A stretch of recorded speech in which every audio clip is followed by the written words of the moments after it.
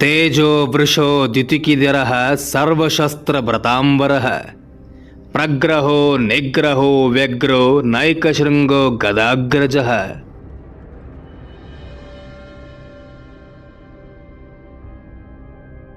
ನಮ್ಮ ಗ್ರಹಚಾರ ಸರಿ ಇಲ್ಲದಾಗ, ನವಗ್ರಹಗಳಲ್ಲಿ ಯಾವುದೇ ಗ್ರಹ ನಮ್ಮ ವಿರುದ್ಧವಾಗಿದೆ ಎಂದು ಕಂಡುಬಂದಾಗ, ರಾಹು ದೋಷ ಇದ್ದಾಗ, ಒಟ್ಟಿನಲ್ಲಿ ಗ್ರಹಚಾರ ಸರಿ ಇಲ್ಲದಿದ್ದಾಗ ನಾವು ಮಾಡುವ ಒಳ್ಳೆಯ ಕೆಲಸಗಳು ಕೆಟ್ಟದಾಗಿ ಕಾಣುತ್ತವೆ.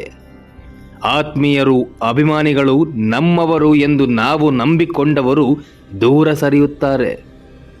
ಮುಟ್ಟಿದ್ದೆಲ್ಲ ಮಣ್ಣಾಗುತ್ತಿದೆ ಎಂಬ ಭಾವನೆ ಬರುತ್ತದೆ.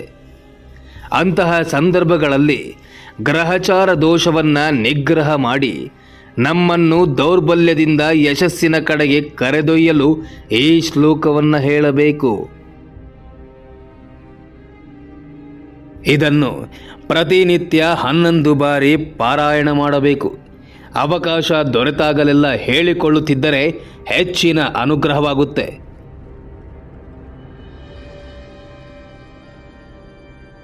ನಾವು ಮಾಡುವ ಯಾವ ಪ್ರಯತ್ನಗಳು ಕೈಗೂಡದೆ ಹೋದಾಗ ಸರ್ವಸಿದ್ಧಿ ಮಂತ್ರವಾದ ವಿಷ್ಣು ಸಹಸ್ರನಾಮ ರಾಮಬಾಣದಂತೆ ಆ ಸಮಸ್ಯೆಗಳನ್ನು ನಿವಾರಿಸುತ್ತದೆ. ದುಃಖ ದುಗುಡಗಳನ್ನು ಪರಿಹಾರ ಮಾಡಿ ಬದುಕಿಗೆ ಮತ್ತೆ ಸಂಭ್ರಮವನ್ನು ದೊರಕಿಸಿಕೊಡುತ್ತದೆ.